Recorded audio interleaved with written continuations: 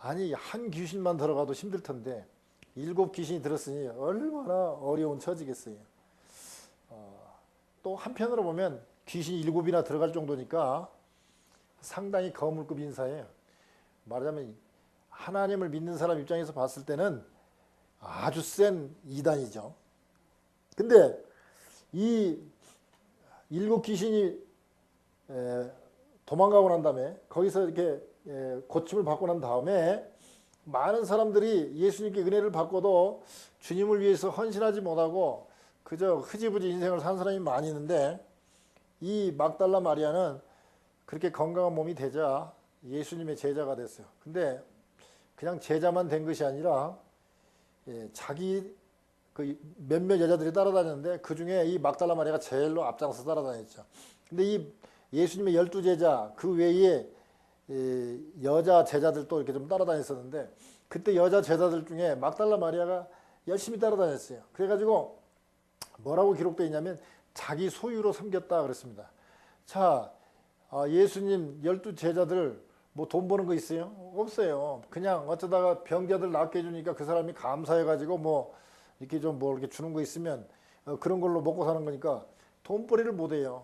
누가 그러면 이 그 예수님의 그 음식이라든지 또는 뭐 빨래 같은 거 이런 거 누가 도와줬냐 하면 이 바로 막달라 마리아라든지 그 몇몇 여자 제자들이 그런 일을 해줬단 말이죠.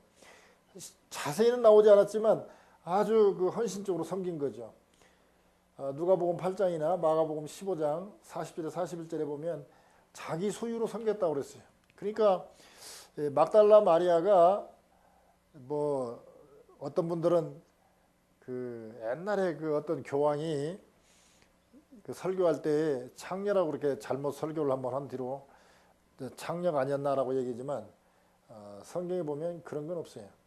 오히려 자기 소유로 섬겼다는 걸 봤을 때에, 또 일부 귀신이 들었다는 걸 봤을 때에 상당히 큰 재산가였다고 볼 수 있어요. 그래서 그런 재산을 가지고 또 나이도 상당히 많이 들었던 여인 중에 하나라고 볼 수 있어요. 그래서 그 소유로 예수님을 잘 섬겼어요. 그리고 그 다음에 막달라 마리아가 나오는 사건이 뭐냐면 예수님이 십자가에 달렸을 때에 멀리서 바라봤다고 그랬어요. 근데 요한복음에 보면 바로 십자가 밑에까지 이 막달라 마리아가 가 있었어요. 그러면 왜 마태, 마가, 누가복음에서는 멀리서 여인들이 봤다라고 했고 왜 요한복음에서는 예수님 밑에서 이렇게 봤다고 했을까? 저는 이렇게 봐요. 뭐냐면 그 당시에는 예수님과 같은 패다 그러면 언제 잡혀갈지 몰라요. 언제 죽을지 몰라요.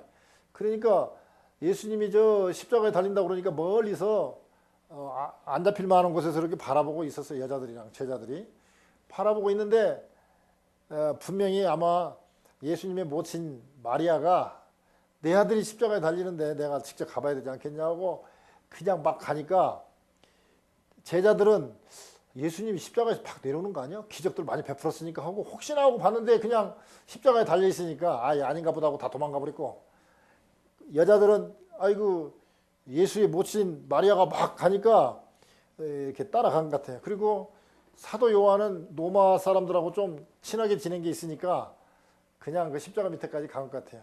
근데 요한복음이 기록될 때는 대개 예수님의 다 12제자 중 11제자들이 그 10제자들이 거의 다 순교한 후기 때문에 그때는 이제 뭐 별로 그렇게 부끄럽지 않으니까 거기까지 간 것을 다 기록한 것 같아요. 왜냐하면 마태, 마가, 누가에서는 제자들이 다 살아 있었고 또 그렇기 때문에 거기까지 가가지고 일어난 사건을 기록한 사람은 요한밖에 없잖아요. 그러니까 사도 요한이 기록한 걸로 봐요. 아무튼 그 여자라 해도 십자가까지 간다는 게 쉽지 않은 일이거든요. 그리고 예수님이 십자가에 달리셨을 때 얼마나 힘드셨겠어요. 그 말씀을 알아들을 정도 되려면 얼마나 가까이 가 있어서 봤겠냐 이거죠.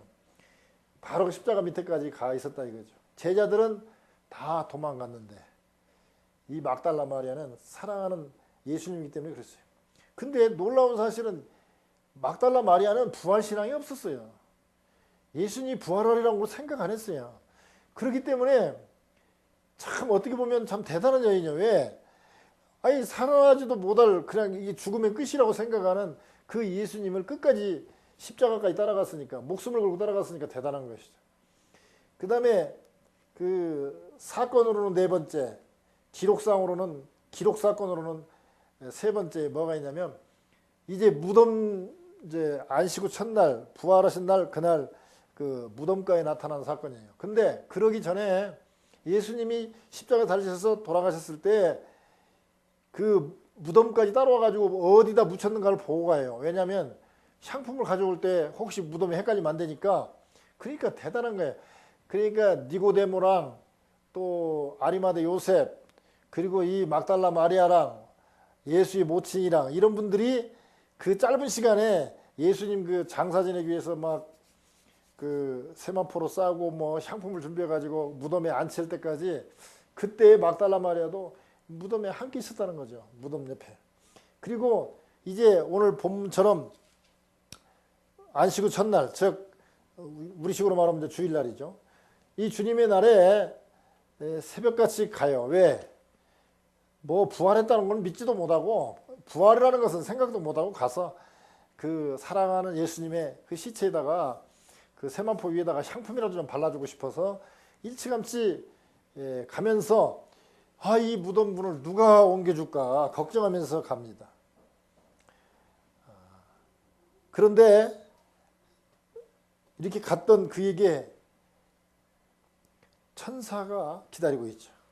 천사가 기다려요. 그래서 천사를 만나고 그 다음에는 부활하신 주님을 맨 먼저 만나는 복을 받게 돼요. 왜? 제자들도 도망갔는데 사랑하는 마음으로 참 부활을 할 것도 믿지 못하지만 그럼에도 불구하고 목숨 걸고 무덤에 가서 향품을 바르러 갔던 그 막달라 마리아, 이 다른 복음서하고 비교해보면 이런 게 있어요. 처음에 가서 돌이 굴려진 거 보고 천사를 만나고 빨리 부활했다는 걸 얘기하라고 그러니까 제자들한테 가서 얘기를 해요. 그러니까 사도 요한하고 베드로가 먼저 막 와가지고, 요한이 먼저 도착했지만 들어가지 못하고 있으니까 베드로가 들어가서 보죠. 그리고 난 다음에 부활하셨는가 보다 하고 내려갔어요. 남들은 다 내려갔는데 막달라 마리아 혼자 울고 있었어요. 그때에 부활하신 예수님이 만나주시고 나를 붙잡지 마라, 내가 아직 아버지께 올라가지 못했다, 그런 말씀하셨잖아요. 그러니까 제일 먼저 만나주신 게 누구냐면 막달라 마리아인데, 다른 제자들은 부활하셨다고 다 갔어요. 근데 사랑하는 이 막달라 마리아는 그 무덤가에서 울고 있었다는 거예요. 울고 있었어. 그러니까 제일 먼저 만났다는 얘기는, 같이 만났다는 말이 없는 거 보면 막달라 마리아 혼자 거기서 울고 있었다는 거예요. 다른 사람들은 보고 막 그 베드로랑 요한이랑 다른 여자 제자들은 그냥 따라 내려갔는데 마리아는 그 자리에서 계속 울고 있으니까 예수님 먼저 만나 주셨다는 거예요. 그리고 난 다음에 뭐라고 말씀하자면, 제자들에게 부활하신 주님이 이제 승천하실 것도 가서 제자들에게 전하라고 그랬습니다. 그래서 어떤 분들은 막달라 마리아가 부활하신 주님의 제사장 역할을 했다, 제일 먼저 이렇게 연결시켜주는, 제자들에게 가장 복된 소식을 전해줬으니까 어떻게 보면 제사장 역할을 했다, 그렇게 해석하는 분도 있어요. 어쨌든 주님을 이렇게 사랑했던 막달라 마리아가 성경상 보면 마리아 이름들 나올 때 제일 먼저 나와요. 막달라 마리아부터 나와요. 그 다음에 천사를 만나는 복을 받았죠. 그보다 더 큰 부활하신 예수님이 베드로도 아닌 가장 먼저 만나주는 막달라 마리아, 이런 복을 받았어요. 그리고 제자들에게 예언의 말씀을 전해주는 사명을 받은 사람, 제사장 역할을 했어요. 그리고는 성경에 기록은 안 나와 있지만 예수님의 모친과 함께 다녔던 막달라 마리아로 봤을 때 사도행전에 나오는 그 오순절 다락방에 이 막달라 마리아도 있었을 것으로 보고, 그때 성령 충만해서 남은 천국 가기 전까지 계속 전도자로, 선교자로 살았다고 저는 보입니다. 그러니까 성경에는 많은 기록은 없지만 막달라 마리아가 예수님께 가까이 있었다는 거예요.